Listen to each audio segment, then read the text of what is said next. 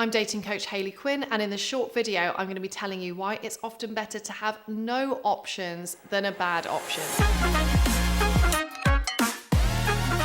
So I know what it gets like. If you feel like there's not much going on in your dating life, it's easy to want to go back to the last person you were dating, even if it didn't work out. In fact, even if it didn't work out under really bad circumstances. Equally, rather than being by yourself, you may find yourself accepting dates with people that you're not that interested in because it feels scary to not have anything going on in your dating life. Particularly if you really want to be in a relationship, this period in time where you don't actually have anything going on can feel really unnerving. It can feel like you're not making any progress towards your ultimate goals. However, today I want to give you 5 reasons why actually having some space in your life and no dating options whatsoever is often better than settling for going on dates when you know you're not that into them, or going back to an ex where it hasn't worked out. The first reason it's good to just maintain some of that space is by doing so, you're coming from a place of trust. You trust in yourself that you will meet someone. You're not stuck in this doom and gloom narrative of limiting beliefs where you feel like you're doomed to be single and there's no good people left for you. Having trust that in time you will eventually meet someone that you click with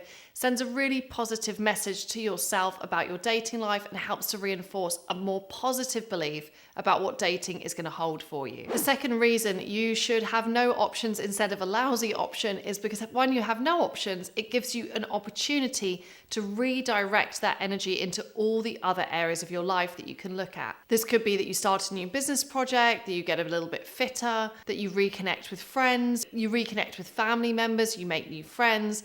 There's so much more to our lives than dating. And actually, if there's not that much activity going on in your dating life right now, how can you redirect that energy positively into something that's going to actually boost your self-esteem? Reason 3 why you should go for nobody instead of just anybody is because you don't want to succumb to pressure that everyone has to reach the same goals on the same timeline. We don't.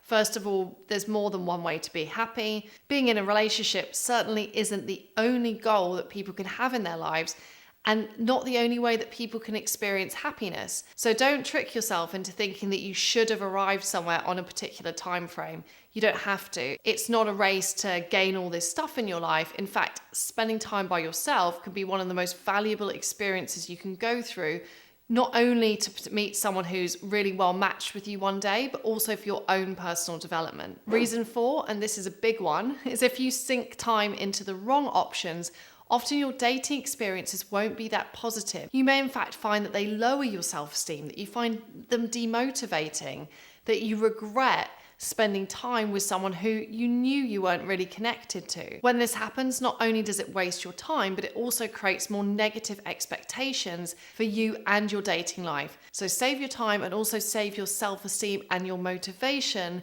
until someone you're really into comes along. Reason 5 is all about the message you send to yourself. A really simple way to make a decision around dating is simply to ask yourself, does this decision support my self-esteem or not? So if you feel like you're really lowering your standards, that you're choosing an option because you think it might be the last one left, you're operating from that horrible place of scarcity, of feeling like you have to do this because this is the only chance you're going to get.